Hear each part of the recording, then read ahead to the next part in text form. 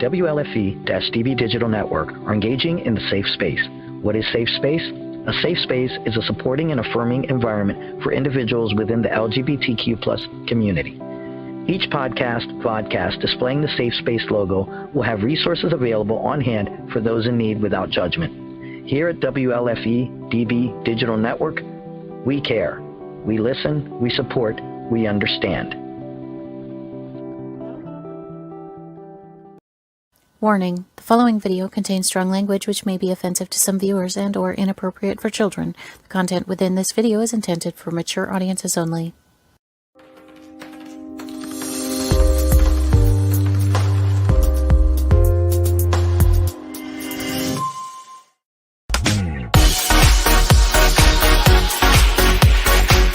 Inside the Drag Closet with Jade. Join Jade DeVere and her fabulous team of guests as they discuss all things drag, from wigs to makeup to performances and everything in between.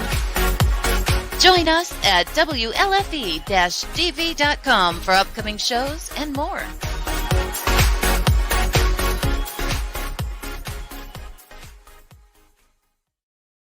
Well, hello there, kids. Welcome to Inside the Drag Closet, the interactive vodcast where we talk about all things drag and some things that aren't. Who knows? We're really just here to have a good time. We have a fantastic episode planned for you this evening. Our sister, our love, our dear sister who has moved on to other things, the incredible FANCI Dismount Stratton, is rejoining us this evening to chat with all of you kids out there. My wonderful co-host should be Anastasia Diamond, although she has not checked in yet. So who knows? We're going to see what happens. But enough about them. Let's talk about me with a little who, what, and where. Who am I? My name is Jade DeVere. I am a drag performer. I've been doing drag for 437 years. I absolutely love drag. It is a fun bit of performance art, and I hope you love it too. What am I wearing? I didn't know what to wear tonight. I'll be very honest. I'm wearing a dress that I got it off of some website ages ago. I've only worn it once before. My jewelry tonight is Raving Diva Jewels. That's right. The incredible Michelle Lee Sterling made this set. I absolutely love it. My hair I got as a Christmas present last year from my mother-in-law.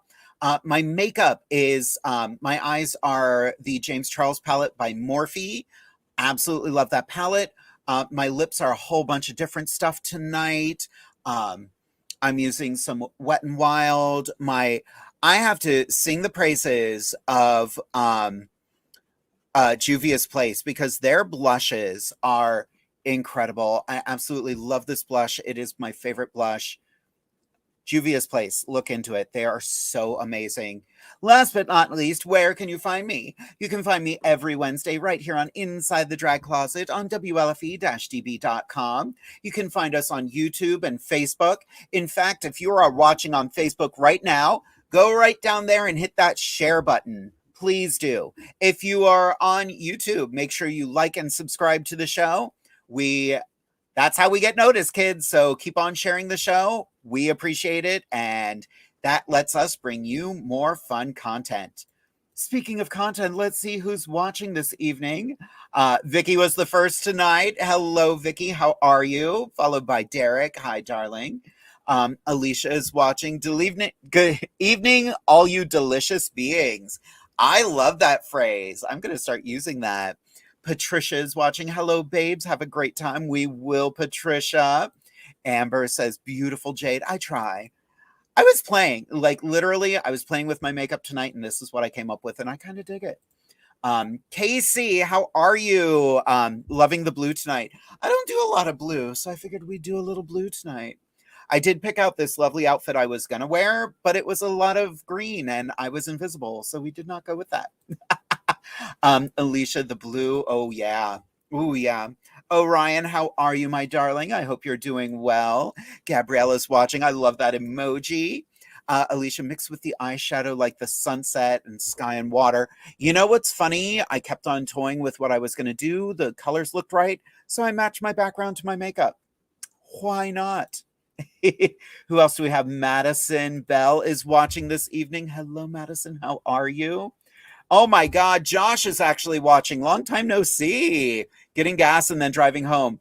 Then watch the show after you're done driving. Seriously. Dawn, I adore you. Hey, doll, with lots of purple hearts. I love that. Amethyst is watching this evening, looking gorge. Thank you, darling. I try to be gorge whenever I can. Katie Bourbon is watching this evening. Katie was our original woo girl on the show, and we miss her terribly. And of course, with Fancy being here, of course, Katie was going to pop in. I miss you, sister. And Tammy is watching as well. Hello, Miss Tammy. How are you? Alrighty, kids. Are you ready for my co-host for the evening? Is my co-host ready for this evening? Yeah, she's like, yeah, okay. Alrighty, kids. Let's bring to Inside the Drag Closet my lovely co-host for the evening, Anastasia Diamond. Hey, girl, what's poppin'? What's poppin', mama? What's going on? Not much. How are you doing? Girl, I just got the shower. So please excuse the hair. And I got my bonnet on. So, but I did make sure to get my nails manicured real nicely before I distorted the nights. So do you always wear your earrings in the shower? Well, it's what I had a gentleman over too. So I wanted to look my best. Yeah, I get it. Girl, give us a little who, what, where. Girl, who, what, where? Who am I? Where am I? I don't know what's going on. My name is Anastasia Diamond, and I am apparently a drag queen. I got my bonnet from a local girl here in Chambersburg. I got this wig I snatched from my mama because I was trying to feel the fantasy tonight of living real girl lifestyles. I got these earrings from Lux, of course. I got my nails from Unicorn Poop Glitter. I got my lipstick on from several different places because the first lipstick I put on, I was not happy with. I was like, what do you know? I was looking like something else. But regardless, the top layer is Anastasia Beverly Hills. It's not this color normally, but it's looking kind of cute. I might have to mix it up again next time. I got makeup on from all over the place too. Black Opal Beauty, I got makeup on from Juvia's place. I got makeup on from this, that, and the third. So where can you find me? Well, baby girl, you can find me anywhere and everywhere where there's cash money. No, just play. Let me calm down. I don't know why I'm in this mood today. I'm in a funny, silly mood. I'm living for it. Listen, please follow me on Instagram at Anastasia Diamond 95. Yes, that is the year that I was born. Don't be jealous. Don't be hating. Lovely, luscious, beautiful. All of that. All of that. Girl. Oh, and this brassiere, whatever, this tunic, I got it from my mama. So if you can't snatch from your mama, what you doing? You just raided her whole closet tonight, didn't you? Truly, like this, Mama Couture. Listen, I love it. This is a shout out to the mother. It's actually going to be her birthday in December. She's a Sagittarius. So give a shout out to Miss Sharonda for all the love. I don't think I'm going to be on that month. So, I had to do a little something. And I wasn't trying to show up to your house looking like this. Well. Girl, are you excited for Saturday? Girl, I'm ready to eat. Period. Right? That's Saturday, you're going to be able to see us at the Obstructed View. We are having Thanksgiving, which literally means we're going to sit there and eat food. Don't be jealous about it. Right? We've done it on the show before. But we don't have to pay for it this time. Oh, I know. And I made sure that they are going to have some vegan options for Scarlett as well. That is so lovely. I made sure there was vegan options for Miss Scarlett beforehand. At the last one, I was like, girl, I ain't gonna get caught up. Right? I don't want to be that girl. Oh my God, the comments tonight. Anastasia got her raspberry beret on for me tonight. Period. Living for it. So, girl, are you ready for our guest this evening? I don't know. I don't know if we can handle it, to be honest. I know. It's going to be a lot. Girl, bring Miss Girl out. She don't miss the show for how many months now? Right? We've been wondering where she's been. She doesn't call. She doesn't write. But she is here to have a good time tonight. Ooh, that line. I'm going to keep that. Uh-huh. You know, I heard that she was stripping nowadays. I've heard something similar to that. Mm-hmm. You know. I can't wait to hear more. We're going to talk about a lot of occupations this evening because Miss Thing over here just has a couple new letters behind her name, too. I don't know what you're talking about, kid. We're going to chat about that after the commercial break. But for now, let us bring our wonderful special guest for the evening. You know her and love her. Put your hands together for FANCI Dismount. Yeah. Oh, hi. Oh my God. Look at her. Lovely and luscious. I thought today was a Say Something Hat Day. Mm-hmm. Very true. Say something, I'm giving up on you. # musical. Something like that. FANCI, give us a little who, what, where about you. All right, honey. So who am I? She is FANCI Dismount, honey. She's obnoxious. She's sassy. She's all the way from Philadelphia. Well, the burbs nowadays, honey. I live out in suburbia now. What am I wearing, Joe? I'm wearing just an eclectic mix of fun things. I've got this lovely hat here, this lovely church hat. I don't even know. I'm sure I stole it from somebody. I came into this somehow. It's been in my collection. I've got just a mashup of makeup from every other designer you can imagine. And where can you find me? Well, there are some fun places you can find me coming up. My next show will be at the yeah, girl, I can't even think. It'll be Black Friday, right after Thanksgiving at the Colonial Theater in Phoenixville. And then I'm really excited. Philadelphia's annual Code Red will be coming up on Sunday, December. Hold on, I can't remember the date. I have it right here in front of me. December 5th, Sunday, December 5th. Code Red it'll be happening at the you know that place, the Punchline down in Philadelphia. It is a huge fundraiser for HIV and AIDS awareness. Amazing entertainers. I'll be singing live, yes, darling, in the live vocal section in the beginning. Amazing entertainers the whole night, raising money for an amazing cause. So check it out. Search Code Red in Philadelphia on Facebook. Get your tickets now. Period. Amazing. Yeah. Can you send us the link to that so we can share it? I will. Fantastic. Anastasia, do you have any questions for Miss FANCI? Girl, where you been at? Girl. First of all. Okay, literally, and this is no shade. Girl, I've been hanging out with dead people. Well, I mean, it's what someone does. So, you don't talk about the folks in the suburbs like that. I know they're boring, but well, girl, I'm telling you, these suburban folks. But no, so literally, during the pandemic, you know, I got a little crazy. Hold on. I'm trying to send this damn thing to. I'm not good with technology, people. Leave me alone. Take your time. I'm an old woman. All right, here we go. There we go. I'm gonna send it to the group chat. There it is. Okay. Fantastic. So yeah. So during the pandemic, I decided it was time for a career change, girl. I went from planning weddings and birthday parties and fabulous drag shows to planning funerals. Go figure. I literally work for a cemetery now, and I'm a family service counselor. I work with families, planning at-need and pre-need funerals. And girl, I mean, who doesn't want a drag queen planning your, final arrangements, darling? You need a touch of glitter and a little rhinestone here or there. Oh, yes, honey. We're sending people out in style. Yes, we are. You tell them don't fill them with embalming fluid. Fill them with setting spray. It'll last long. Literally. But here's the problem, girl. People couldn't afford that because that setting spray ain't cheap, girl. Yeah, that's true. That's true. Girl, this shit is expensive. Okay. That is. But yes, I mean, it's one of those things that, don't get me wrong. You have to laugh to keep from crying sometimes. I mean, it's crazy. Truly.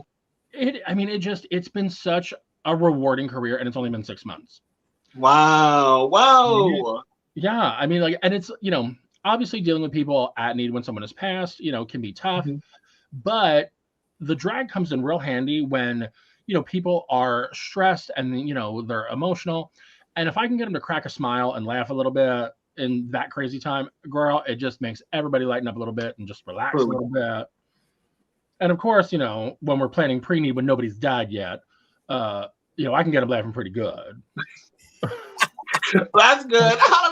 They need to put you in. Girl, they need to put you in the hospitals because on hospice care. Hello, right? Hello. What the hell was that movie with Robin Williams? Ooh. The one where Patch Adams. Williams, yeah, Patch Adams, that one. I'll be like, Patch Adams, just give me a red nose, girl. I already got the red nose. You said we're all clowns here. I mean, we all float here. Ooh. It's funny, Jade. Now that I'm catching myself in this lovely hat with this whore red lip, we were talking earlier about A Christmas Story. Yep. The one with Bill Murray, Scrooged. Mm-hmm. I feel like that scene in Christmas Future when his girlfriend's sitting there with all her girlfriends at brunch, and they're in their hats and everything that has that nice Vaseline filter. Yep. The RuPaul hat on the very first season of Drag Race. Oh yeah, I miss that filter. Yeah, just take Vaseline and smear it all over your camera, girl. Is that what the trick is? Let me get some real quick. Right, that's all it takes. Oh yeah, girl. Everybody looks good through Vaseline. Mm-hmm. That's what I tell all my boyfriends. Oh, child. Is that what's on the grinder? Oh, Jesus. I would never. I'm a virgin. Girl, talk about Christian Grindr. Mingle. So on Christian Mingle. Listen, you can find some good dudes on Christian Mingle. You ain't never gonna date them, but they got needs. Hello. Now, girl, talking about dating apps, specifically Grindr. Have you noticed that you can send videos on Grindr now? Mm-hmm. And you can video chat. Child. Oh wait, here you go. Now you want something fun. So Growler, the bear's answer to Grindr. Mm-hmm.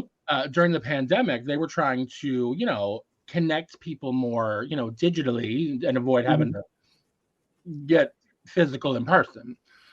So didn't they basically create a live feature?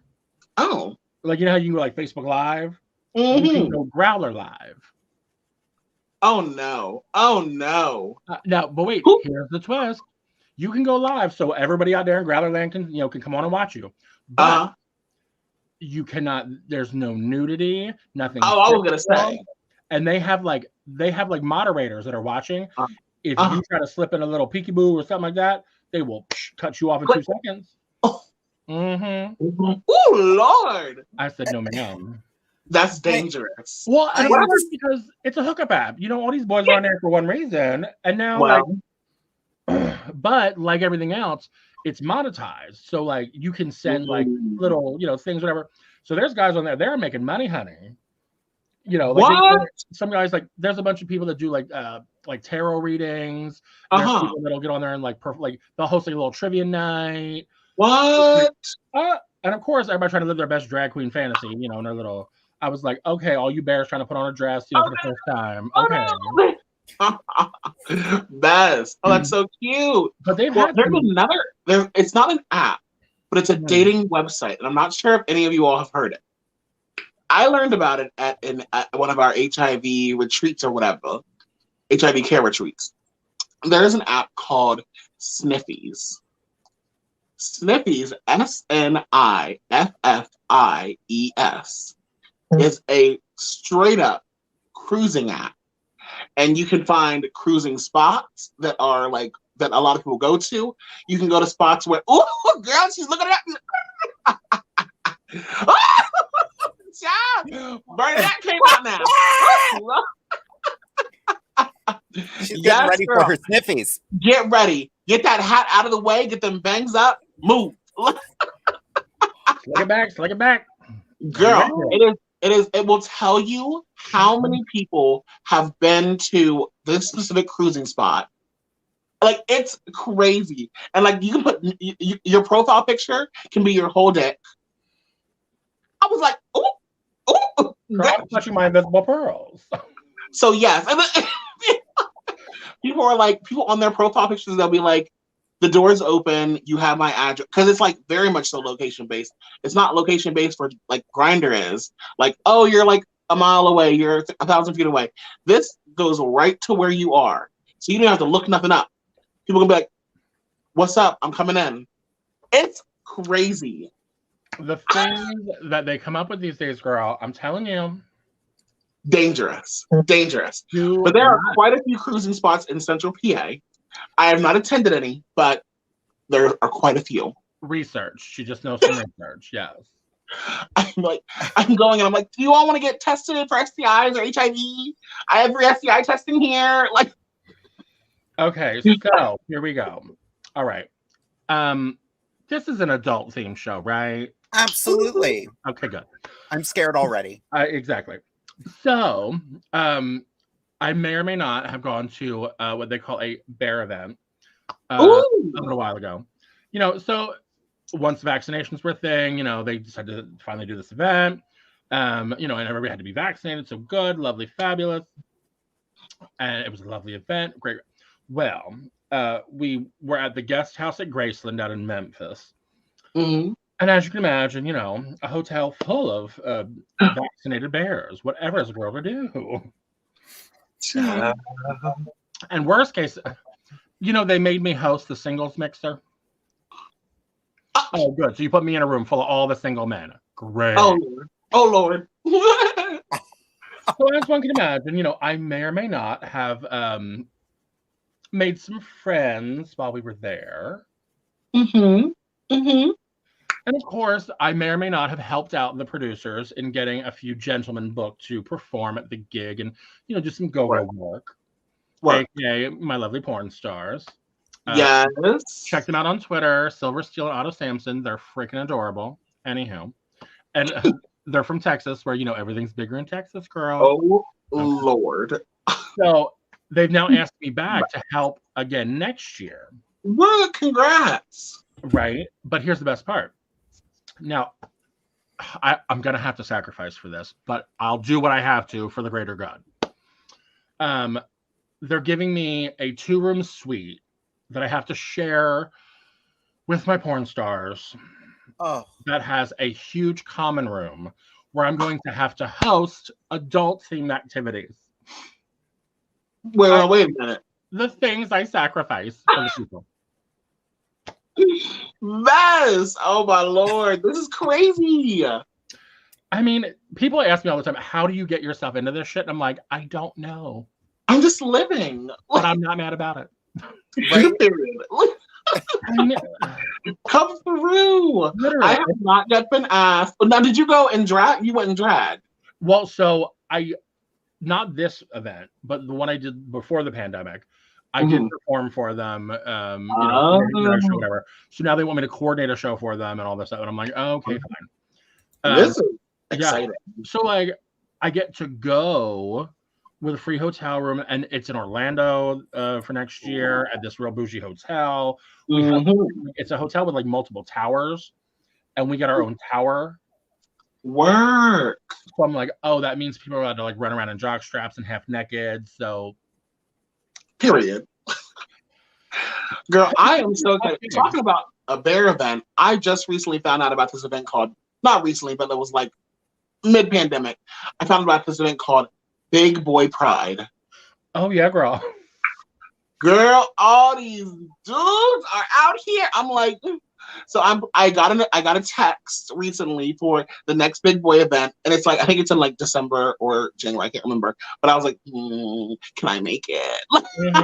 Girl, up in New York City, it's crazy. Yes, New York City, and I want to go to New York City anyway because I want to go see Wicked again. Okay, so I'm about to be real hateful, and y'all can get mad at me later.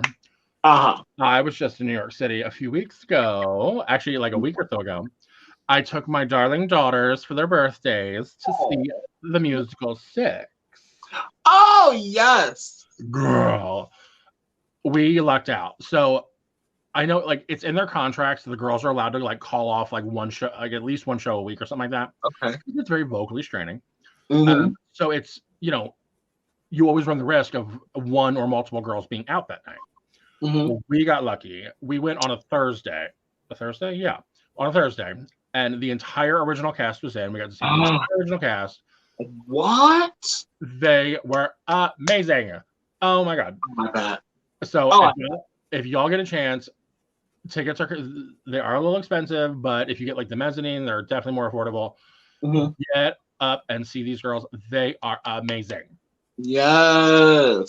And the girl that plays Anne Boleyn, Andrea Macasset. Yes, Andrea Macasset. Oh, I adore her. Mm-hmm. In so many ways. Like she plays it so differently than the girl that originated the role in the London cast, but it just works so freaking well. That is sickening. Oh my gosh. Now okay. Somebody screwed up on their merch team. So they have t-shirts and they have buttons and all this stuff. And they have shirts, obviously, with some of the quotes from the show. So like they have one that says "Don't lose your head" and that whatever. The one t-shirt, they have it in a little pin, but they never made it into a shirt, and I don't know why. For Catherine Howard's number, they have it in the pin, but why no shirt? It says, "I'm the 10 amongst these threes." Oh, I love that. Across the chest. I need that real big, like huge. Now the t-shirt I did buy for myself is the one from the German one number that says "I'm the queen of the castle." Ah, yes. Yes. Get down. Literally. Cool. I think it was this was pre-COVID. We were all discussing doing a 6 tribute show, basically, with all of us here. Yeah. We still need to do that sometime. I know. It's such a neat show. Like it literally takes it's like Hamilton and Altar Boys smashed together, thrown around with a little splash of Spice Girls, and bing bang the real show. Yes.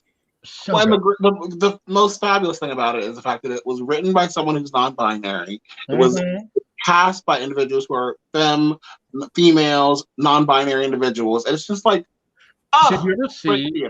So when it was still in London, when it was only in London, they were having there was a period of time, it was before the pandemic, where like a lot of the girls were sick or injured and like they were really short on cast. Oh no. And it became like a kind of like a running joke that Toby, the one writer, it was kind of like, okay, well, like you might have to go on, girl, like Yeah. And literally the one day he got a call and it was like, our last swing is out, you have to go on. And he literally had to go. I think he went on for Catherine Parr. Went on for Catherine Parr because the original recording, like they had already pulled someone else in who was in the original recording who had done the test version of the show and happened to be dating the Catherine Howard. But Catherine Howard was out. The original Catherine Howard and Catherine Anna of Cleves were a couple. Yeah. Oh, I love that. Right. You can find clips of that on YouTube because in the UK you're allowed to film bits of the show. I think just at the end, but someone got more of it on there. We don't see the slime. We don't see the slime. Literally, slime tutorial. Exactly. It's a great tutorial, y'all. It is.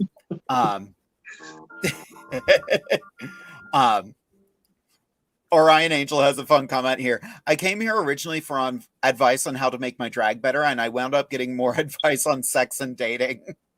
I mean, girl, welcome to drag. We get a little preoccupied, girl. Listen, we done did our makeup nights. Go watch them back. Go back and watch those ones. You're gonna be good. You're gonna be good. All right, here we go. Here's the best advice I can give you on how to step up your drag. Here we go. Just stop doing it. It will ruin your life. That part. Yes. Literally. Okay. It's true. I literally feel like my great aunts that like used to sit there chain smoking and like, don't ever smoke. It's terrible for you. It's awful. Don't do it. Like I'm that queen. It's like I've been doing drag for 10 years. I'm like, girl, don't do it. It's a bad habit. It'll make you go broke. It will kill you. Go buy a house. Right. Go buy some land. Yeah. Go buy financial stability. Right. Like find you a man, find you, a good significant other and a nice stable house over your head. Put your money down. Right. But you know what? For some girls, and I know Fancy, no, I'm just playing. No, but for some girls, they like to get in drag for the men's. They're like, this is what attracts them. Mm-hmm. I've met many a queen henny. Ooh. But here's the biggest thing. I always, and this is legit, I tell girls all the time, my first question to a new queen is, why are you doing drag? Is that, if you're doing it, are you trying to make money and make a career out of this? Are you trying to just have fun and, have a good time? Are you, is this, a lifestyle for you, or what is it for you? Yeah. Because that's gonna change my advice to you. That's gonna change, kind of the road we're going down. Because if you're trying to do this as a career, the entertainment industry is tough and it's it's brutal. You got to have a thick skin and really be aggressive, because you have to be your own marketing manager, your own cheerleader, all that stuff. If you're just doing it to have a good time, girl, find open call shows, find competition shows, and just have a good time. And if it's a lifestyle thing, then girl, make it whatever you need to make it for you. What's scary is that that answer can change over time. And that answer can change over time based on like how well you're received by an audience, how well that you do in certain competitions, how well you perform, et cetera, et cetera, et cetera. There are so many different factors. So like maybe you initially get into drag because it's like, I just want to have a hobby to do and it's really fun. And then you do a gig, and then you get another gig, and then another gig, and then now you have a monthly show that you're doing. Now you have 2 gigs a week, and you're like, well, now wait a minute, this was just supposed to be a hobby, but it's taken over my life, and I'm hosting shows, and I'm doing this. So it's why are you coming for me, bitch? Don't come for me. But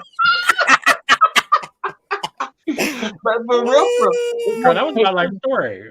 Yeah, it's just for fun until you have responsibilities for you need to show up and have 3 songs 2 times a night. Like, girl, literally, okay, I DJ'd part-time as a side thing at a gay bar. I used to DJ the drag shows. Well, it was Halloween. Now, of course, on Halloween in a gay bar, you either have to be in drag, be slutty, be political, something like that. Well, there was nothing good political at the time. I wasn't doing slutty. So I was like, oh, well, let me go and drag. The kids will get a kick out of it. Well, it snowed that year on Halloween. A couple of the girls canceled because because of the weather. So the host of the game was like, hey, girl, since you dressed for the occasion. I was like, no. Well, I got thrown in. So here we go. Nice. The owner, so I did 2 numbers. The owner of the bar was there and he goes, oh, yeah, that karaoke gig that you're going to be starting in 2 weeks. He's like, you're hosting that in drag. I was like, I'm sorry, what? What? So, well, here we go. So this actually leads to another story. Now, here we go. So for those of y'all that don't know, my mother did recently pass away, which, whole nother ballgame. But here's a fun story that I actually told during her eulogy, right? Oh. So, she was dealing with some medical issues, so we knew, it was coming. So we were pretty prepared, and I knew, of course, being the homosexual son, I was in charge of, what she's getting buried in, how she's going to look, the flowers, all the decor, all the important stuff. So, I go, she passed away, I pull the dress from the closet that we're going to bury her in, and it's this lovely cream-colored chiffon number, matching jacket, trimmed in lace, darling. So, my mother wore it to my uncle's wedding, my grandfather's second wife wore it when they got married, my aunt bought it, everybody's worn this dress. Oh. I was like, all right, let me just pull this out the bag, make sure it's all good to go. Well, I noticed there's a little bit of makeup on the neckline. And I'm like, oh, all right, I'll get it to the cleaners, we'll be fine. So I get it to the cleaners, and I'm thinking, it's not a real high-cut dress. Who's wearing this much, who wore this dress last and had this much damn makeup on? Makeup all over his neckline. And I was like, oh, that was me. Literally, when I became a drag queen and that bar owner said, oh, that karaoke, you're starting in 2 weeks, you're hosting a drag. I was like, what? I didn't have a wardrobe. I wasn't a drag queen. Oh. I snuck into my mother's room, stole that dress, Oh, and wore it to my first gig. Oh. Girl, when I tell you, I look like the only mother of the bride. Hello? Yes, but I was the one that got the makeup on the dress. I love that so much. That's truly. that is the best. I mean, it's funny because when at the time when that all happened, I hadn't come out to my family. So when I did, a few years later came out, I said, I was like, well, you probably won't be shocked, but I'm gay. And my mom was like, yeah, kind of figured that. I was like, well, there's a little more. I was like, I'm a drag queen. And she was like, yeah, I kind of figured that. I was missing some dresses. I was like, okay, all right. And I was like, well, there's a bit more. At the time, I was like, I'm currently a title holder. I've competed in Florida. I performed all up and down the East Coast. She was like, didn't know all that. And I was like, I was like, she got crowns, girl. It's fine. Yeah. Where were you hiding the crowns? What? Where were you hiding the crowns? What do you mean? Girl, were you living at home at the time, or did you have your own place? Oh, no. At the time, I had my own place, girl. Oh, I was going to say, I was like, damn, how big is your bed? You hiding them, stuffing them crowns under the bed? Like, I mean, girl, girl, you'd be surprised at things I can hide under my bed. Oh, Jesus. Let's not talk about the twink you have under there. It could fit 2 men and Jesus. Yes, it could. Period. Alrighty, kids, we got to take a quick commercial break. But when we come back, we are going to have some more shenanigans. We're going to be here until 10, so don't go too far. Again, if you haven't done it already, make sure you're sharing the video, and we will be back in just a couple minutes. Bye. WLFE Digital Broadcast Network is on TV. You can watch all of our shows on WLFE-DB.com. Check out our channels. Paranormal View for all of your paranormal type shows. LGBTQ Friends for all of our LGBTQ shows. Variety Unlimited for all other shows. It runs 24/7 right on WLFE-DB.com. You'll even catch the lives, all in one place. Never miss an episode, past or future. WLFE-DB.com, where our shows are your shows. Here at WLFE-DB, you can find shows that vary in many topics. The paranormal, the creepy, heavy metal, and LGBTQ and drag. Our shows are your shows, and we want to provide a wide diversity for all to enjoy. So, tune in to Facebook.com/WLFE-DB Radio. Like, follow, and share with your friends and family. Also, go check out our website at www.WLFE-DB.com. 2021 just got better. Your favorite shows from WLFE-DB Radio can now be found on Facebook Live and YouTube Live. Yes, we now video stream to both of those platforms. Search for your favorite shows like Where's My Sage, Inside the Drag Closet, Across the Pond, Everything Yet Nothing, Paratalk Radio, Step into the Paranormal, The Creepy Parlor, Just Cindy, and more. Now you won't miss an episode. Remember, follow Facebook Live and YouTube Live. Make sure you subscribe and follow your favorite WLFE-DB radio shows.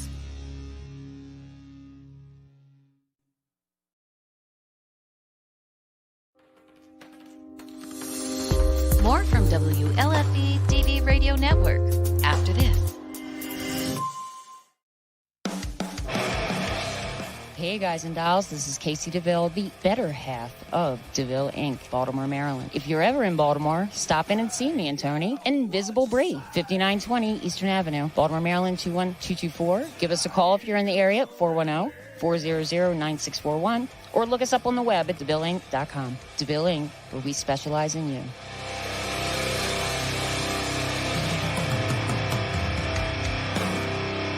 Oh yeah. Life just got sweeter now that WLFE-DB has merchandise. Show your support by purchasing your t-shirts for WLFE, Paratalk Radio, Inside the Drag Closet, and more. But it doesn't stop there.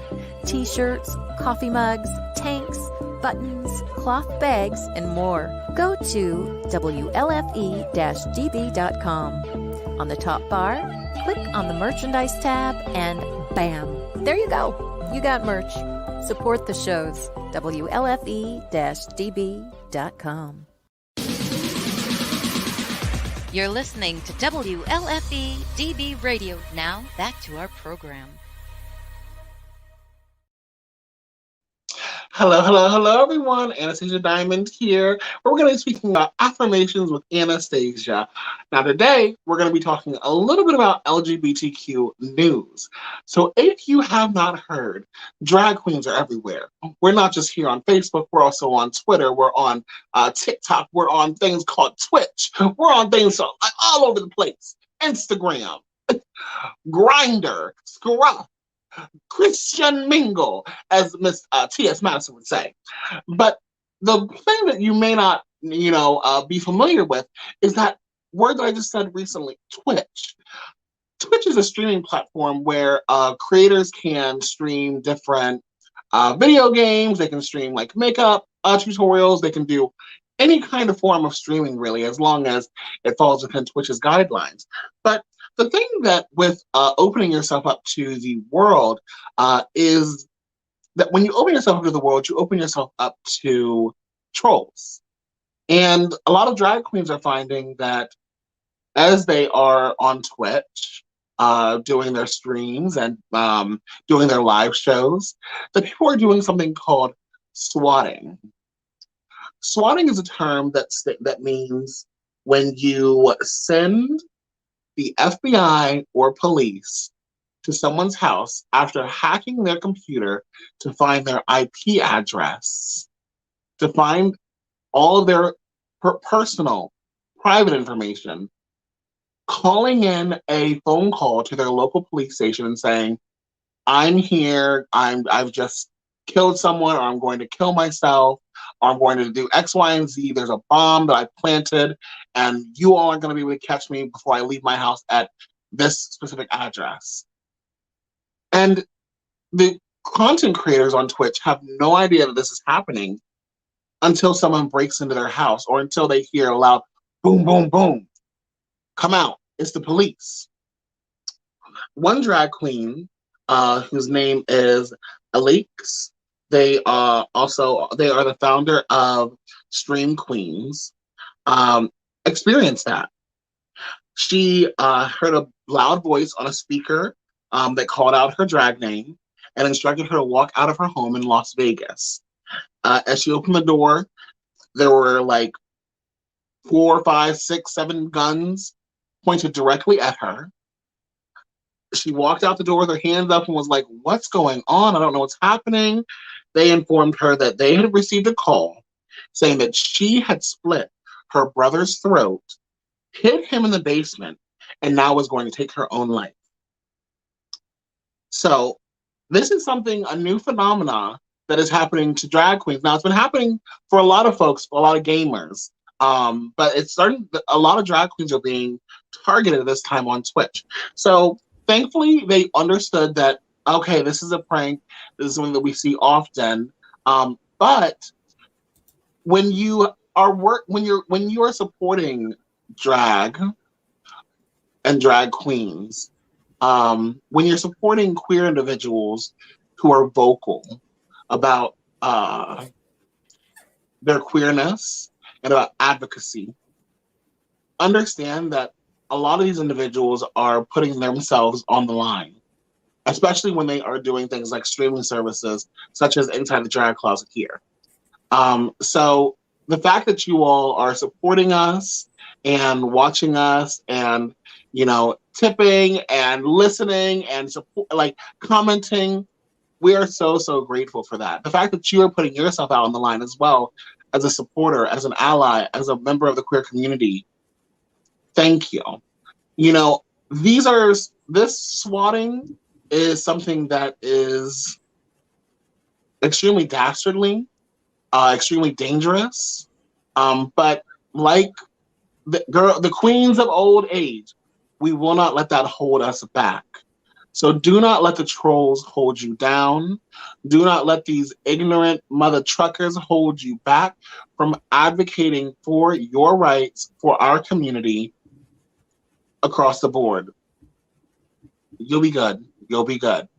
And the legal side is always going to be on your side. Many law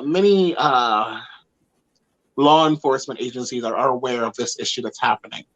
But don't let the worries hold you back from doing the correct amount of advocacy for yourself and your community. But yeah, yikes. I'm glad you brought that up because I saw that article earlier today and I was just shocked that people are weaponizing the police, you know, and it's ridiculous. It's a new form of hate crime, you know? Yeah. I mean, a lot of the girls in this article, the one girl, Jupiter Velvet, his name was 24. These girls are full-time streamers. These are their jobs. They were forced off of Twitch because they couldn't stream anymore because people kept on swatting them. People kept on harassing them. And on top of that, this Jupiter Velvet is a trans woman as well. So she said she turned from Twitch to sex work and OnlyFans to subsidize her income. So she's putting herself at higher risk for contracting an STI or HIV. And since she doesn't have insurance, you know, hopefully there's a program that is near her that can provide PrEP for free, or are knowledgeable about PrEP programs for individuals who want to get PrEP. But beyond that, if she's doing sex work, then she's putting herself at risk for a multitude of other issues. It's just it's pathetic that people have continued to weaponize our law enforcement officers. Twitch is like, I've only had a limited experience with Twitch, but I was doing a story time and someone kept on trying to trick me into saying the N-word. Yeah. Like, what is the point of that? What are you solving? They've tricked some other queens into saying it by saying, hey, say happy birthday to my friend. Here's their name. And it sounds his like friend is Nick. Exactly. And the downside is I pronounced the name very slowly, so it didn't sound like it. Oh, very good. I didn't know what was happening. And then I see my husband in the other room going, stop! And I'm like, huh? Oh, I get it. Okay. So yeah. Yep. It's really, and that's on the lighter end of things. Like, at least it's just you're saying a word that's offensive, or that sounds as though it's offensive. But like having the police show up at your house, that's scary, with guns pointing at you, like it said, up 4, 5, 6, 7 guns just pointing at you, and you're like, what is going on here? It's disgusting. And the depths people will go to be horrible human beings. That part. Very much so, that part. Speaking of horrible human beings, are you ready to welcome our guest? I couldn't come up with a good segue for that. You said it. I was trying to come up with something else, and that's what came out. Alrighty, kids, are you ready for some more fancy dismount? Yeah! Another wig. Ooh. What do you mean wig, girl? This is my hair. I don't wear wigs. Oh, okay. All right. Look, you're giving me like some Madonna vibes with this hair. Yeah, well, and the gap in the tooth, it's fine. Oh, I hadn't even thought of that. Can we bring Fancy up on the single single camera? Absolutely. Really see that? This is beautiful. How long have you had this? This is beautiful. It's she's human. Oh, girl, I had to. You know me. It's like that episode of Will and Grace when Jack was trying to scalp Patti LuPone to complete his wigs of all the divas of Broadway. Yes. I had to hunt me down some bimbo Becky's to get all this good hair, honey. Girl, you got to get that hey That halo. Thank you. Buzz. That dry hay texture. Now it's like that, or it's like the episode from American Dad, whenever Roger got the red wig from that girl. Love that episode. He's literally my favorite. Literally my favorite. I was like, this is why I started drag. Right? Roger is the ultimate drag queen. I have to upload it again. I have to find the meme that's been going around. Oh, which one? It's basically describe your drag as 4 different cartoon characters, and they're all Roger. Clearly. Best. Well, that's like my favorite meme that went around. It always goes around during Halloween. And it's like Gay Boy Halloween. And it's the same picture of a guy in a black harness. And it's like vampire, werewolf. Like, and I'm like, yep, that's the game. That's it. That's it. They just on ears and they're like, I'm a mouse, duh. Gays put on a harness, and they're like, I'm a vampire, duh. A vampire with fangs in. Yes. Describe yourself in 3 fictional characters. Roger, Laura Vanderbooben, and the other character. Yeah.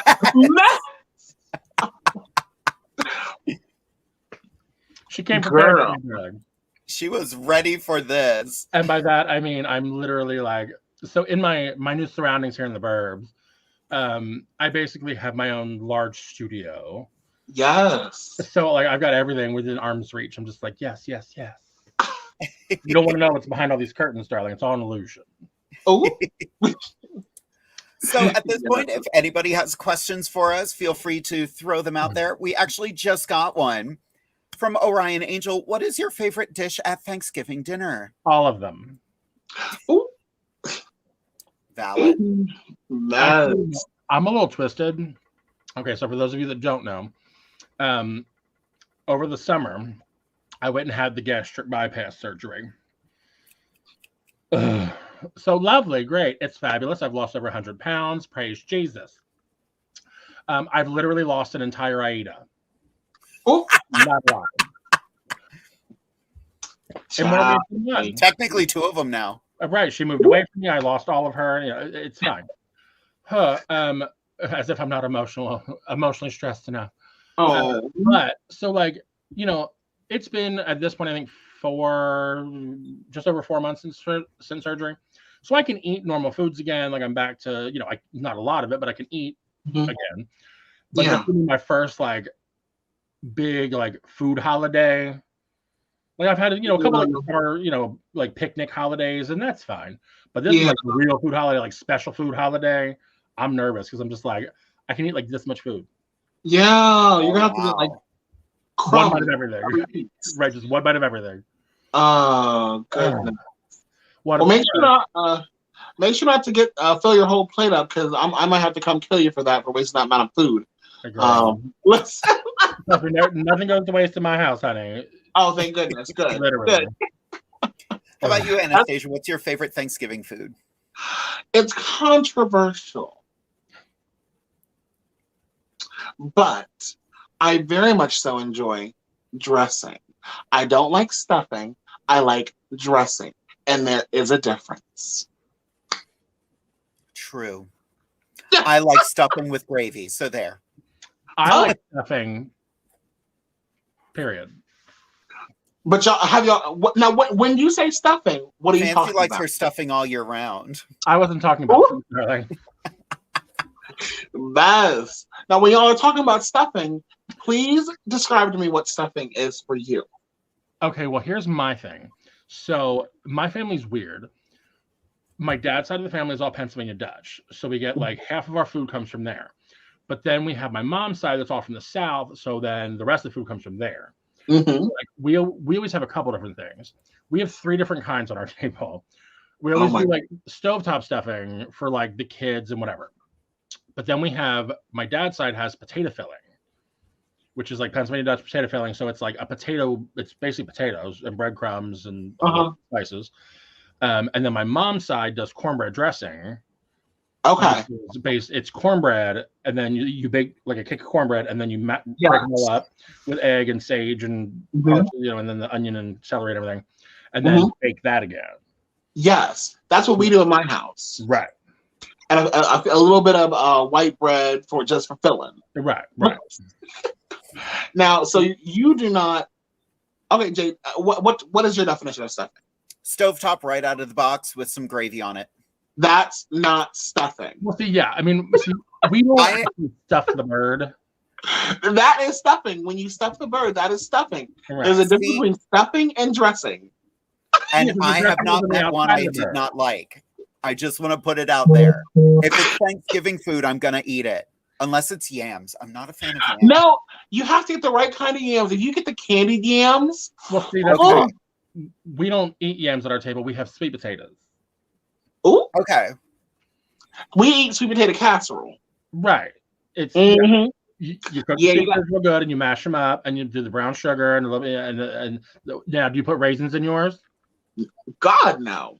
Oh no, see we put a little raisin in there, girl. Oh, because you white. You forgot. I forgot. I mean, yeah. I thought you was black for a minute there, girl. I mean, trust me, girl.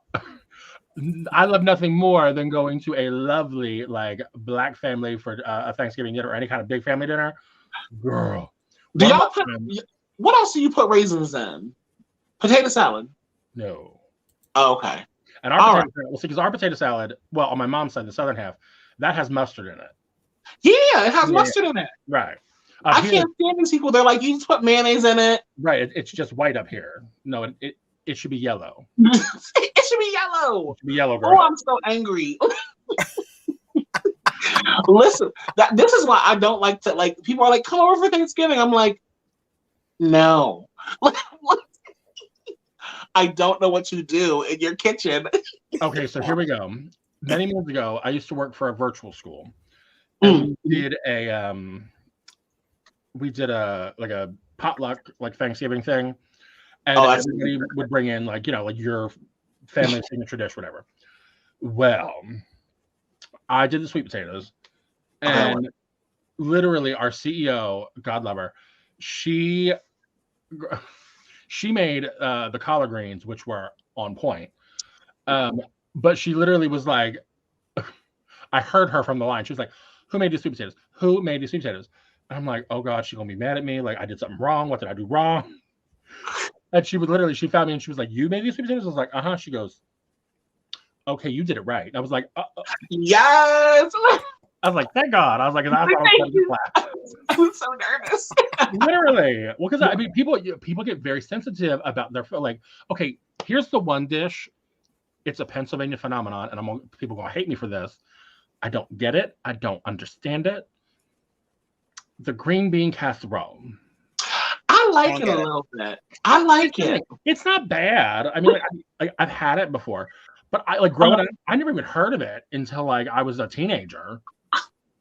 Like we don't do that at my house. No. You get your cream of mushroom. That's how you get your green in for the day, because you have so much brown on your plate. You got to have a pop of green, and either it's going to be green bean casserole or it's going to be asparagus. But see, we always had green beans, but like my family, we would literally, my grandmother would grow them out in her garden in the spring. You know, she would pick all the green beans and she would freeze them, so we had fresh green beans for Thanksgiving Day, and it was just green beans.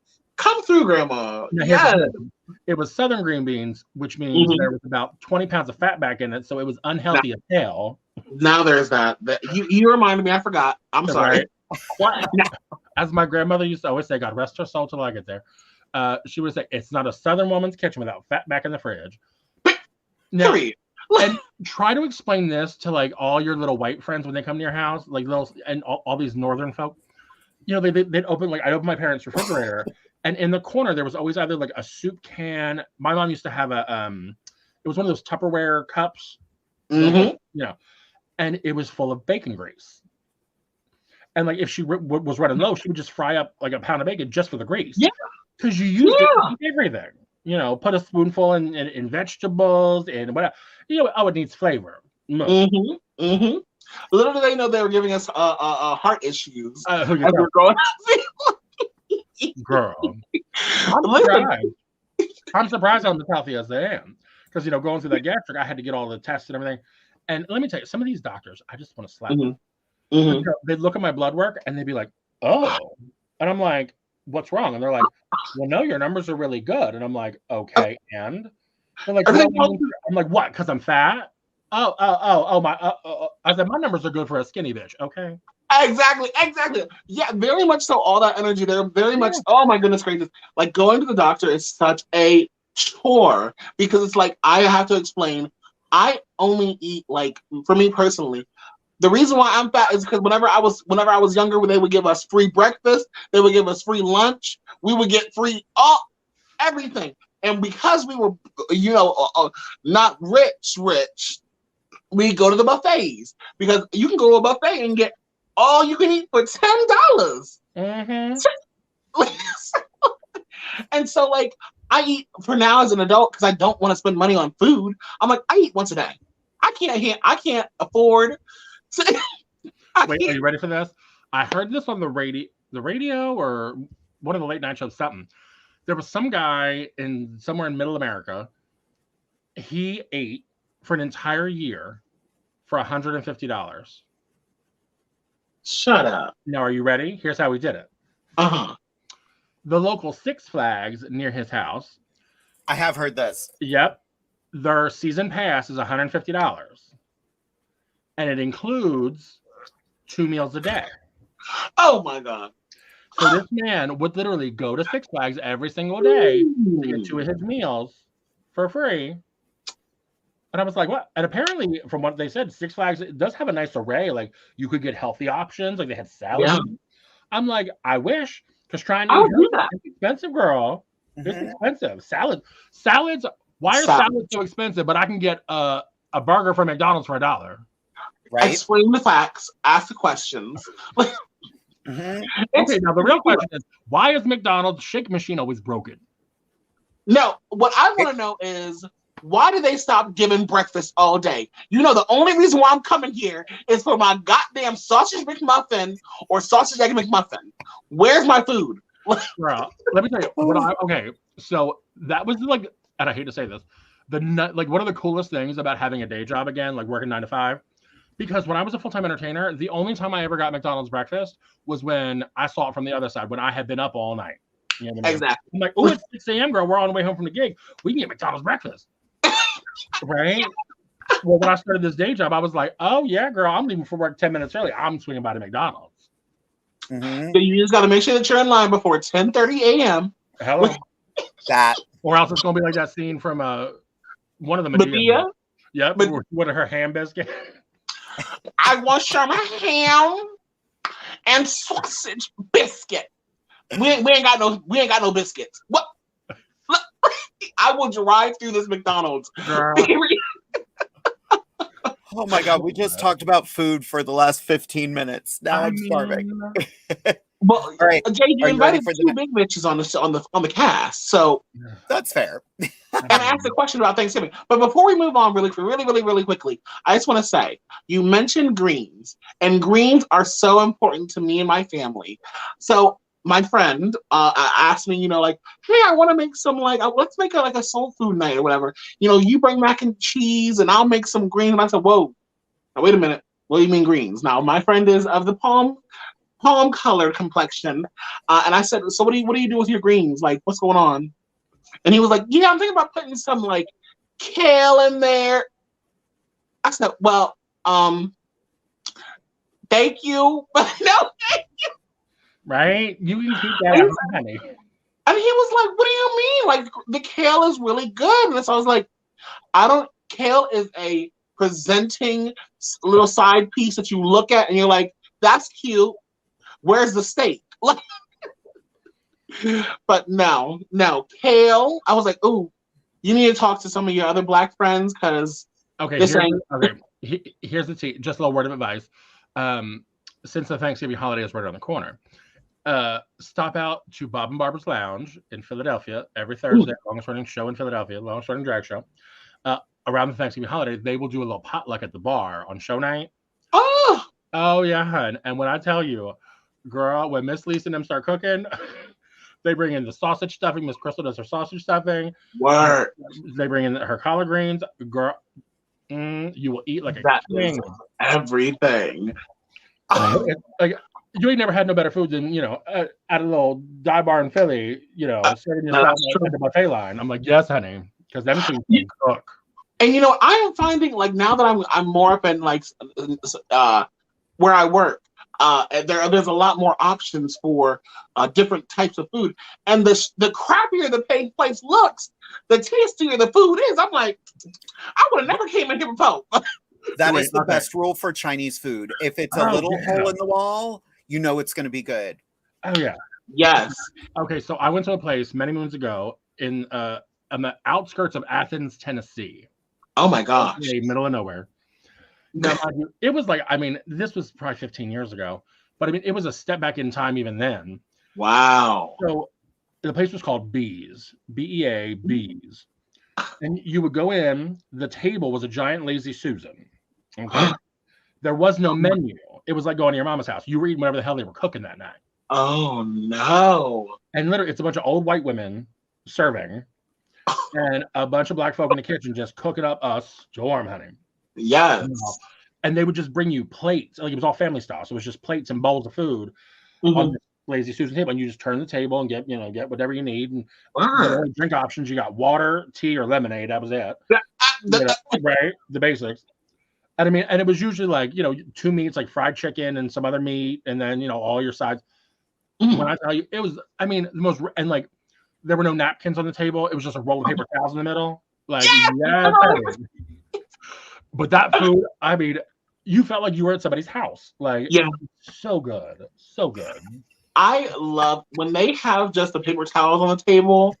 Oh, it lays me out. I'm like, oh, shit. Mm-hmm. It's about to be good. Ryan just said, I feel bad. I started this. It's all your fault. This is on you. This is on you. We were going to talk about buttholes and dicks. But see, just like in real life, you can't be doing all this food and then trying to be talking about your butthole. Like, no. Not about a friendly conversation, honey. No. Now, speaking of which, now that's a good transition. Okay. So all you tops out there, let me just give you all a little word of advice. Okay. Come on now. When you are taking a lovely gentleman out to dinner, or out on a date, if you're trying to get some that night, do not take him to some crazy place to eat dinner, okay? You save that for date number 2 after you've already done, yeah. Especially don't take me to an expensive place, because then I don't come here often, so I'm going to eat. Right. And I'm a good bottom. If we're going on our first date, or any date for that matter, I haven't eaten in 2 days, okay? Listen. Dinner. Oh my goodness gracious. Girl, I don't even want to get into it but it is so much pressure, and you're like, oh my gosh, if I eat a little nut today, is that going to turn into something bigger? Like, I'm like, please, Jesus. Oh my God. And when I say nut, I mean like a pecan, or I'm not talking about the nut. I feel like that movie, I don't know what that movie is like. If I feel like I'm gonna faint, I just eat like a cube of cheese. That's about it. What?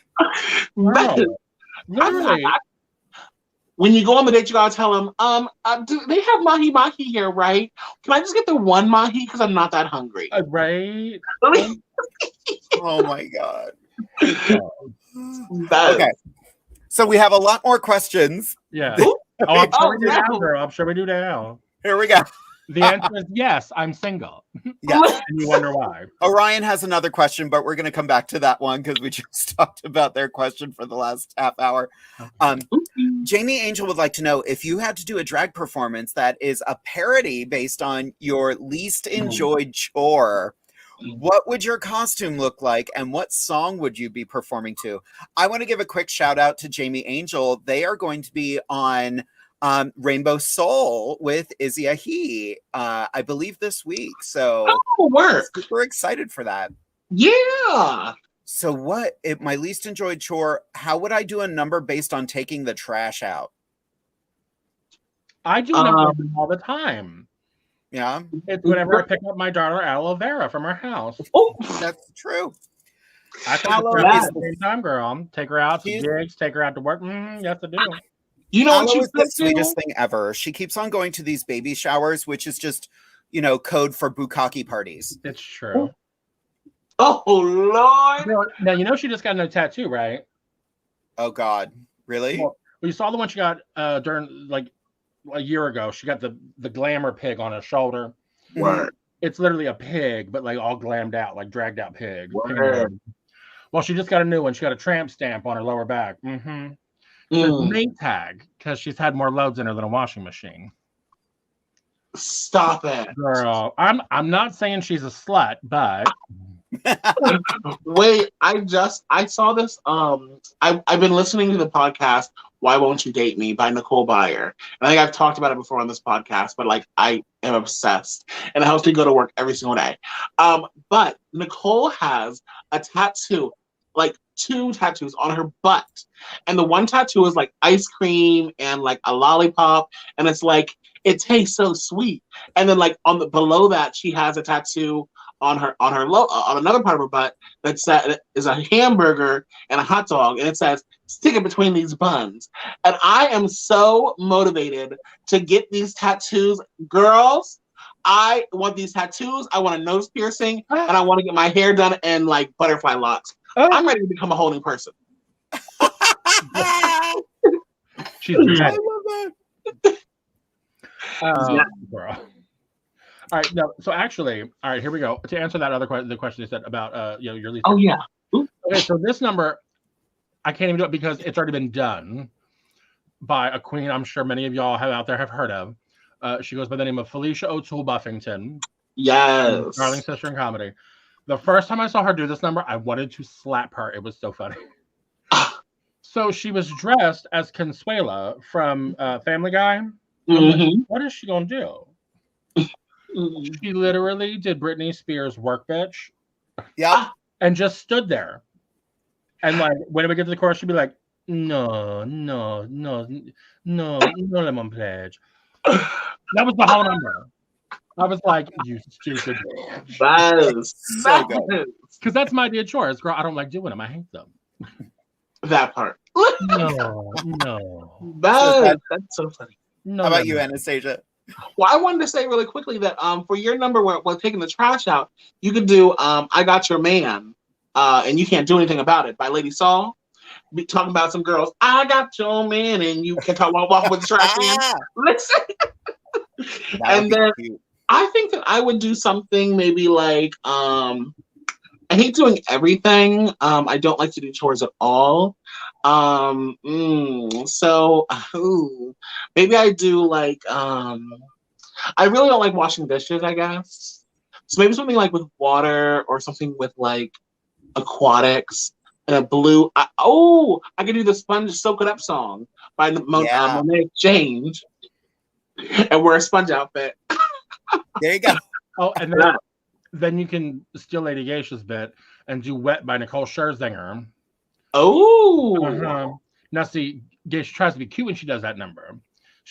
She'll dip her wig in some water, like the edges of it. So when she flicks her hair, the water flicks out in the audience a little bit, all sexy like. Well, the problem is the one time she did it up at Heat. She didn't just dip the ends of her wig in. No. She took that entire wig and submerged it in a bucket of water.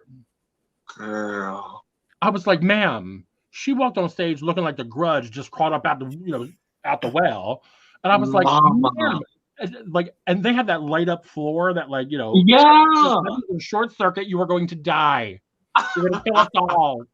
You know what, Fancy? I completely avoided that light up floor for my life. I was like, yeah, girl, it's gonna be a no for me, dog. Like, girl, I watched Aida's little butt on there, and I'm watching them panels give it for her, and I'm like, girl, I'm gonna shatter under me. No, yes, that part. But he is cute. He is real cute. So we have another question here. This is going to be one of those thinkers. Hi, girls. Vicky Shock in the house. I have a question. I'm bi-gender, but not bisexual. I love and accept absolutely everyone, but I'm worried about my straight sexuality being an obstacle to my drag ambitions. Should I be, or am I overthinking the issue? I think you're overthinking the issue. Anyone can do drag. Anyone and everyone can do drag. There was on the early seasons of RuPaul's Drag Race, the one queen I think who was maybe bisexual or maybe I can't remember what their sexual orientation was, but they were full on flirting with one of the female judges, and they were like, "If you want my number, like for real, what's up?" So you're overthinking it. If you love to do drag, if this is your passion or your hobby, don't let that hold you back ever. My thing is, generally speaking, don't get me wrong, I'm sure you'll come across some queen or somebody who's going to have an issue. Mm-hmm. But that's going to happen no matter who you are or what you do. Somebody's always going to have an issue with you. But, what is it? Just go do you, honey, and whether it has to do with your sexuality or people criticizing the way you perform or whatever it is, if they ain't paying your bills, pay them no mind, honey, as RuPaul always says. Exactly. Yeah. So true. We have an amazing queen in our area, River Dier, who has a beautiful wife, and they are such an adorable couple. And her being straight has never stopped her drag. She is incredible. She did get a little heat when she became Miss Lancaster PA Pride because people were like, but you're not gay. But that doesn't matter. Allies are a very important part of our community. So there it is. I mean, and the only thing I'll say is, as long as you are comfortable understanding that a lot of people will assume that you're gay or assume that you're, some not straight, as long as that doesn't pose an issue for you, then just be prepared of how you're going to respond. Because I'm sure you're going to get either hit on or, questions, things like that. But again, like I said, that's going to happen no matter who you are, what you are.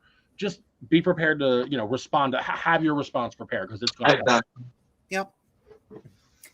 All right. We got another question from Orion Angel. I was recently given the critique that I need to improve my storytelling to the audience. Do you have any advice for me on how to do that? I'm terrible at telling stories. I get so shy. I'm just not good at speaking in front of people. Mess.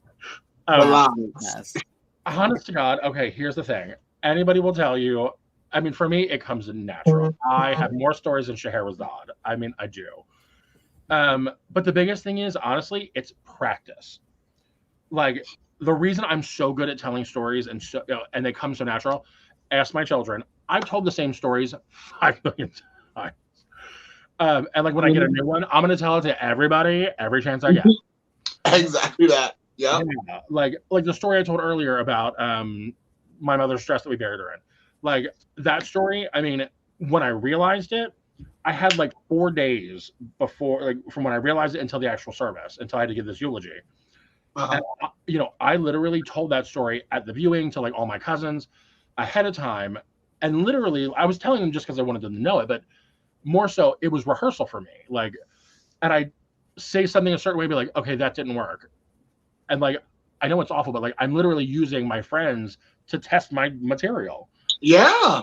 And if I find like, oh, saying it this way gets a better laugh or whatever, that's what it is. Practice makes perfect. True. Now, if you're talking about like storytelling as in like drag queen story hour, then with that, you're talking to kids. Remember, kids, they have no kinds of attention span. They have 0 attention span. So, but you act like adults aren't the same way. Well, that's true too. You got, especially after they get a few drinks in them. But you really have to have highs and lows, and like bring the audience. Sometimes whenever you want to be like, "Did you know what little Jimmy said?" Like you want to bring the audience in. Like, what the fuck did Jimmy say? Like, and so having highs and lows are very important when you're doing drag queen story hour. Having audience participation. Like, I know that with some of the books that we read, like it's like, Julian's tail turned green. What color would you like your tail to be? Little boy who I don't know, like, and like making sure that you're using remaining completely gender neutral with everything that you're doing, because you never know, like this kid who you're talking to could eventually decide, come to find that they are gender queer or non-binary, or that they are across the gender of their original, that was across the gender of from the sex they were assigned with at birth. So like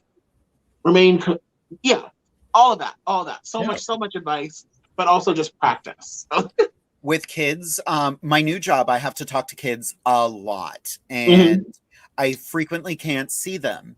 I'll know what their name is because I get their name beforehand, but I do everything in my power to use terms like kiddo, hey buddy, hey, just I'm vague on everything because you never know.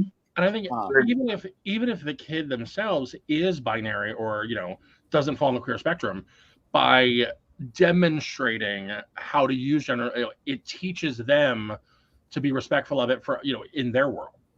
Yep. It teaches them, and it teaches their parent as well, because the thing is, obviously these parents who are bringing their children to a drag queen story hour, they're pretty progressive anyway, but just it's modeling across the board.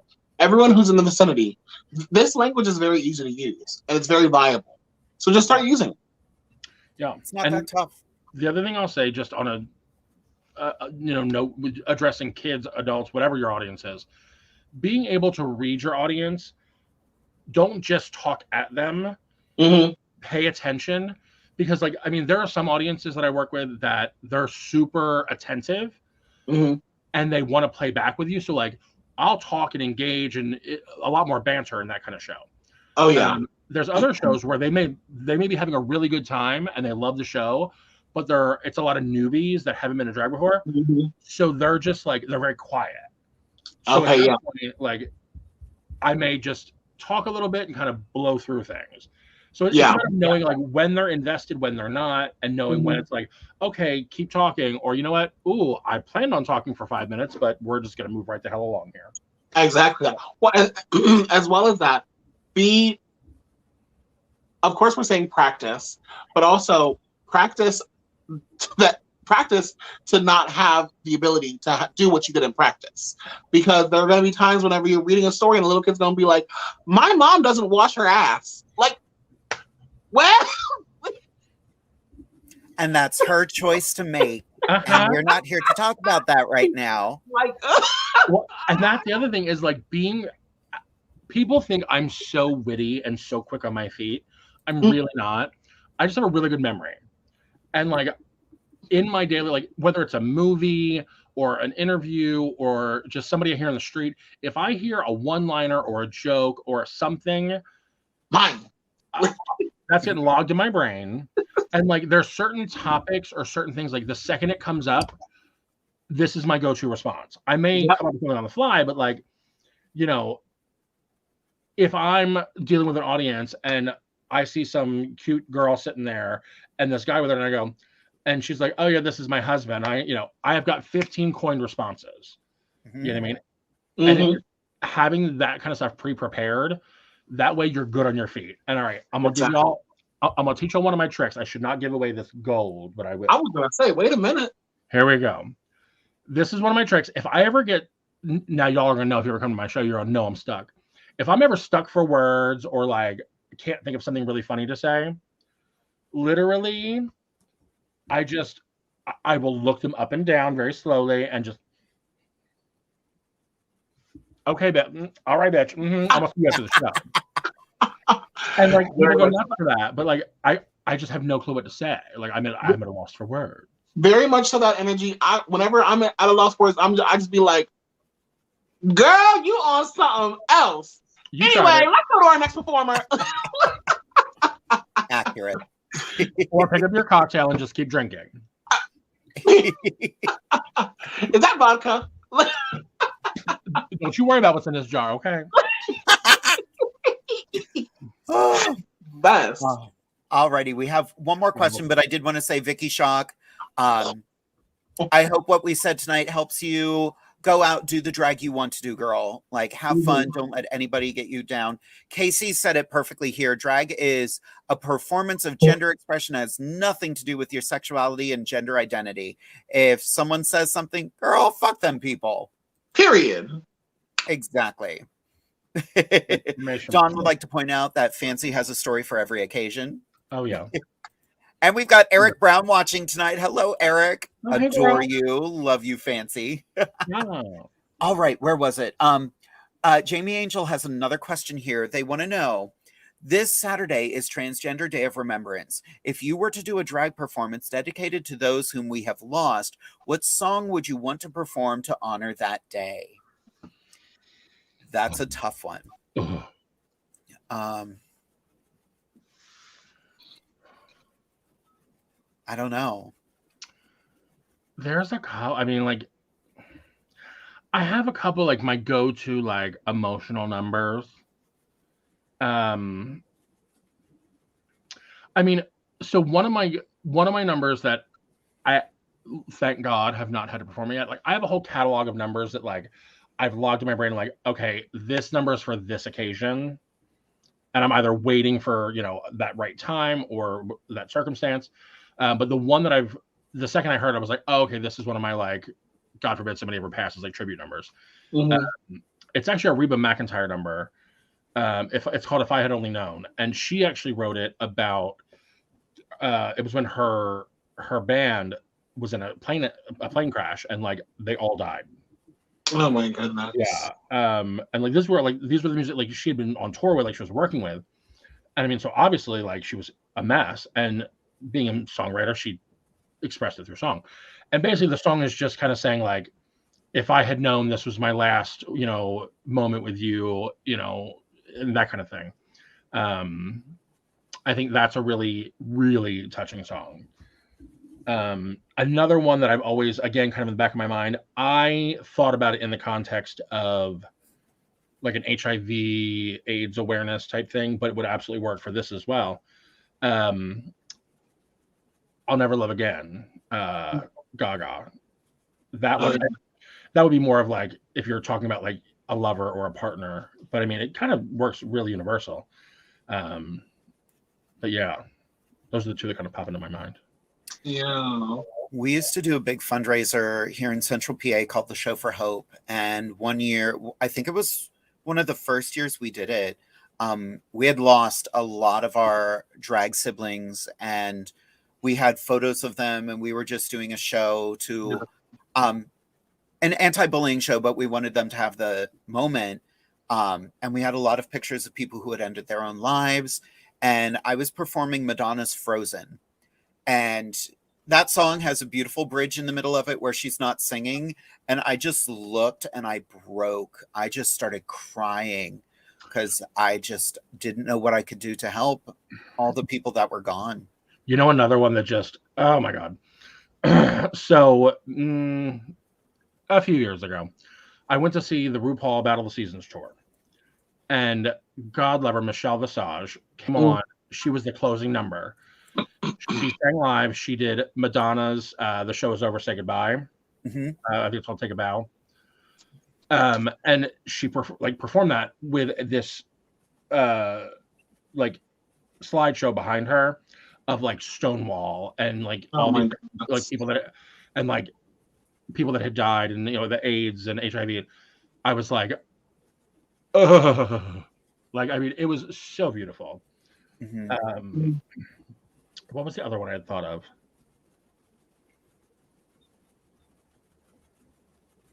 I once did I Am What I Am just because I wanted to lighten the mood a bit. Because shows like that get very heavy. Yeah. There was one I had thought of.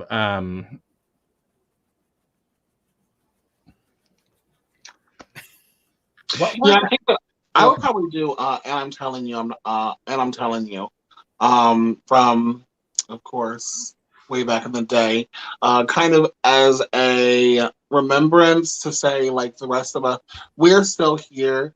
We all deserve love. We all deserve the ability to keep living our lives.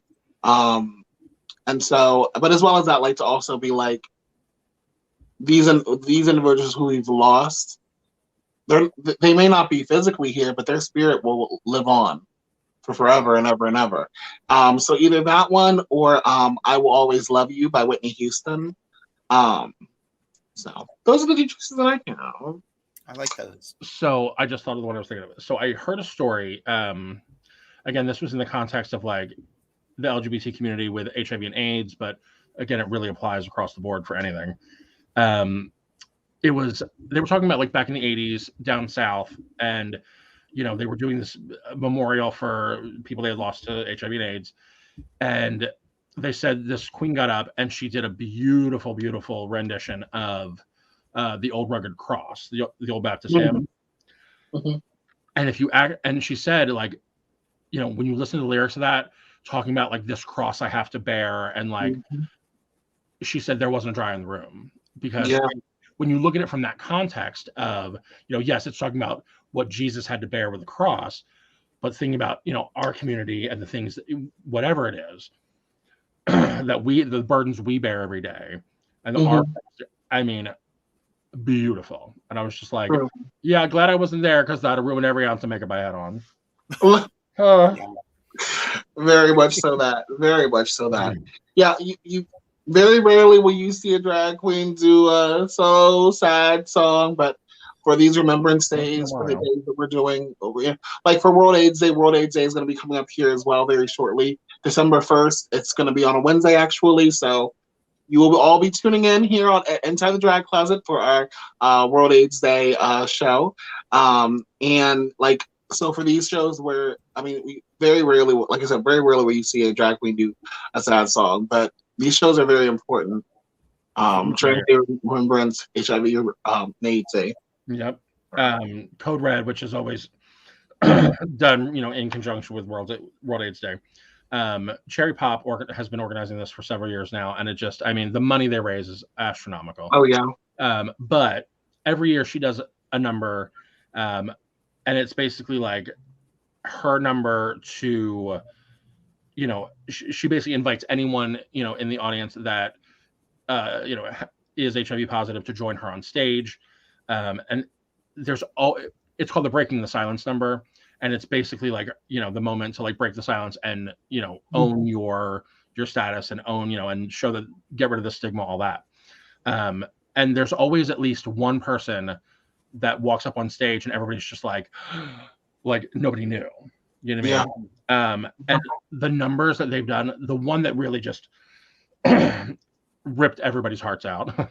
I forget who said, Emil, I can't remember the last name. It's called Read All About It.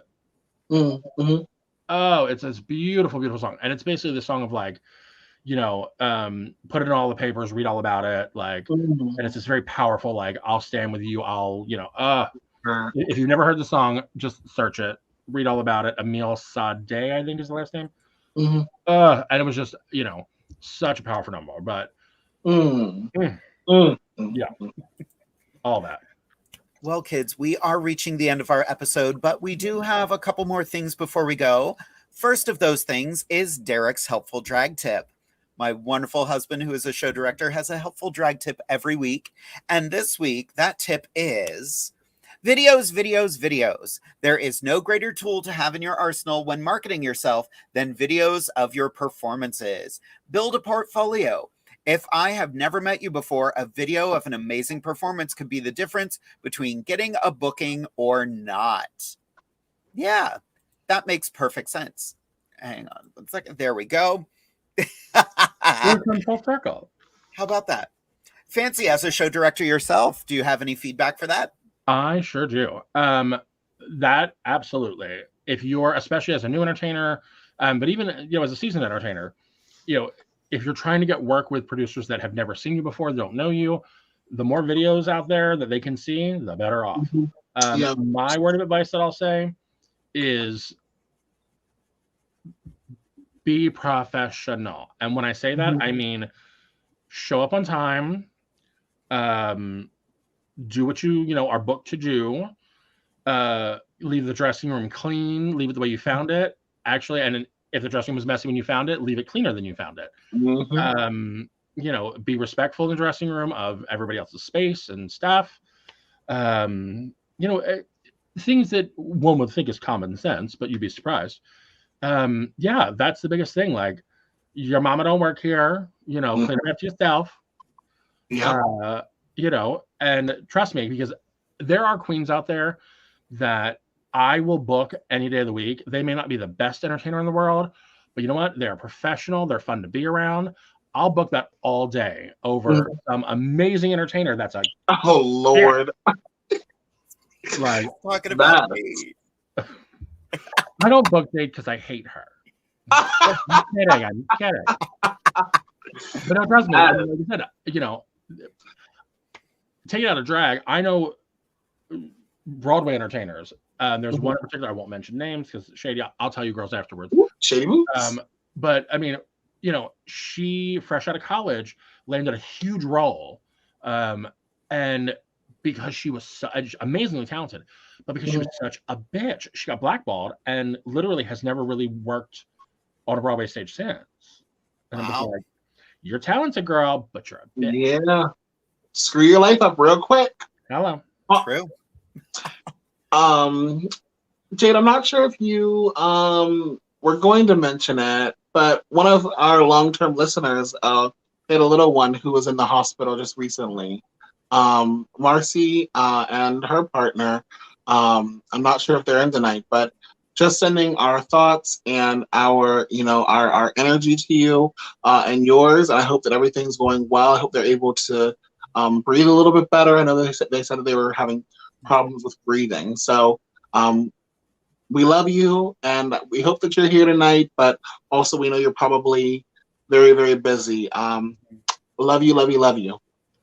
I know they popped in earlier. I don't know if they stayed or not, but definitely Marcy and Carrie, we are sending our love to you. Hope the little ones are all right. Yeah. Yeah, I didn't realize that. Like, I've been so busy lately. Like, you can always send us a message too. Like, if you need to talk, let us know. I promise not to kick you out of the dressing room that time. Oh, Lord. It happens one time and you get called this and that. It's fine. Well, kids, we have reached, we've actually already gone 5 minutes over, but we have had such a fun time this evening. This month was all about gratitude, and this show would not be what it is without the incredible Miss FANCI Dismount Stratton. I want to give everybody a chance to say goodnight to all of our watchers, starting with Anastasia. You all, thank you all so much for being here this evening. It's always great to be here on my third and fourth Wednesday. I always love bringing new news to you all or affirmations. Next week is Thanksgiving, and so for a lot of you all, it's going to be either a really, really great time or it's going to be a really hard time because you might have to go back to family who is not affirming. Make sure that you're doing what's best for you, for your mental health. If you feel like going to those spaces to settle the peace or to keep it calm, do that. But also make sure that you're taking time for yourself as well to recover from the assaults that you might be facing verbally or physically for your identity or for your values and beliefs. I love you all. I appreciate you all. Thank you all so much for being here. Make sure that you're going to get tested at least once a year for HIV. Make sure that you're getting your COVID booster shot as well. Those are out and available. If you have young folks in your life, they are available for young folks as well across the board for vaccines. So think about it.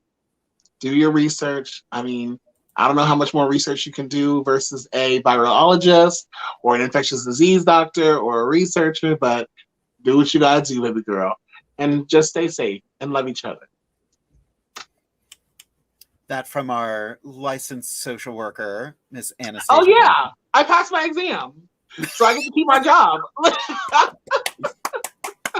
That's right. She's got those extra letters on the end of that name now. Yes. You know, I'm just trying to up my cash amount. What's my salary now? I asked I was like, so when you get your license, does that mean that you get a bonus or get a promotion? Like what's going on? They said, no, we were paying you for the fact that you need to get your license. So if you hadn't gotten your license, you would have just gotten fired. I was like, oh. Okay, well, thank y'all so much. That's great.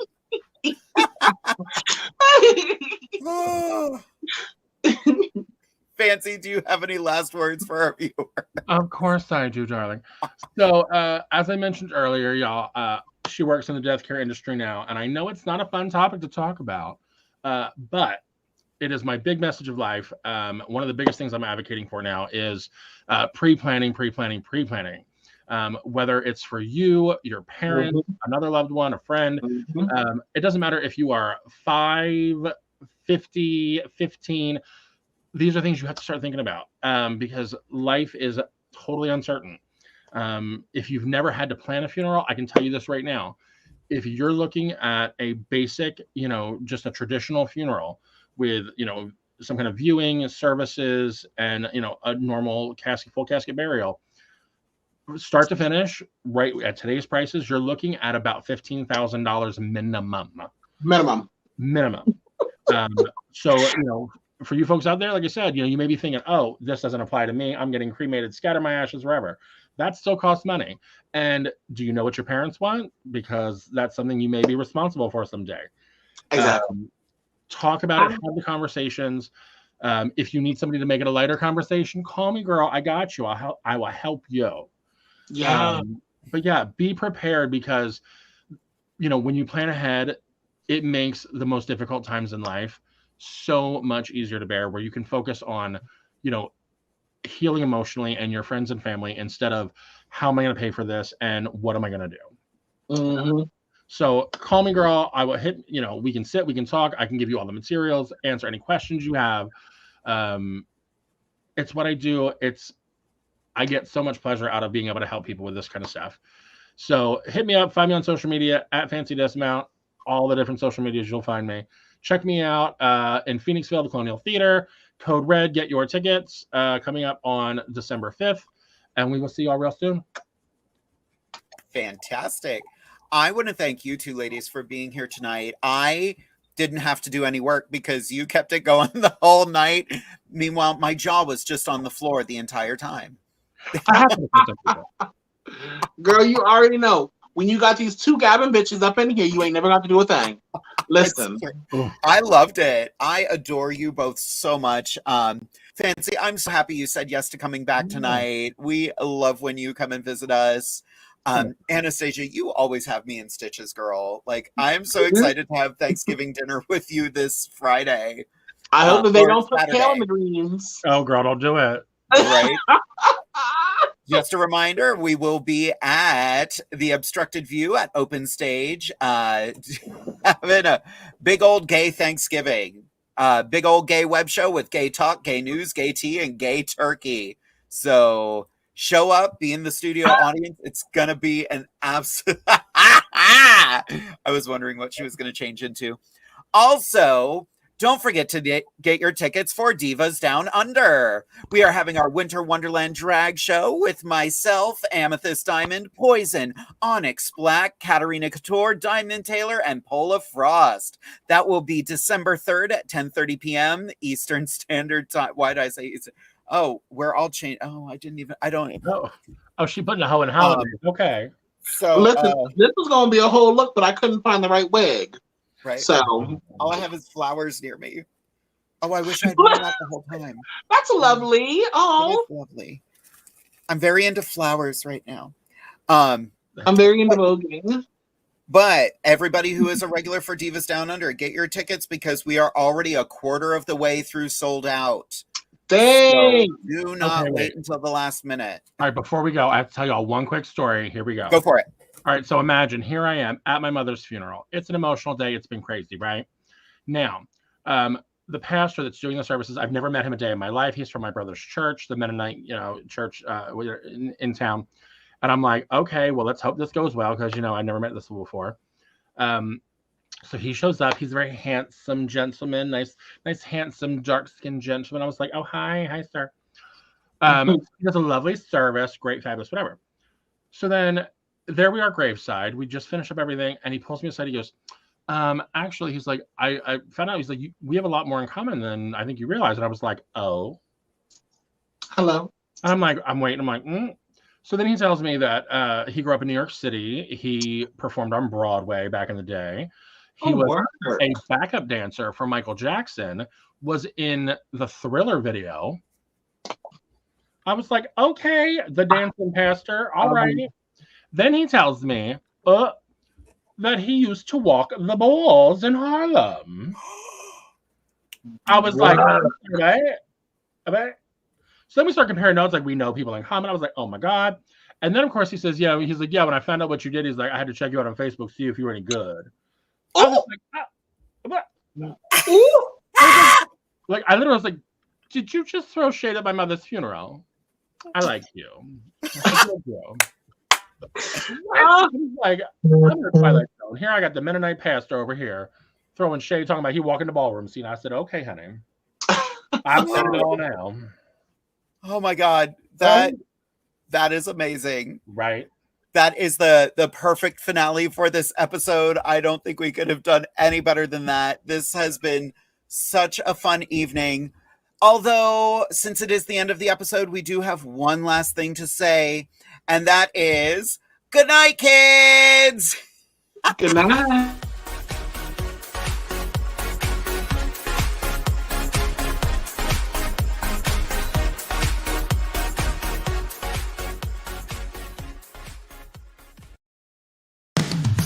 You've been listening to WLFE-DB.com, where our shows are your shows.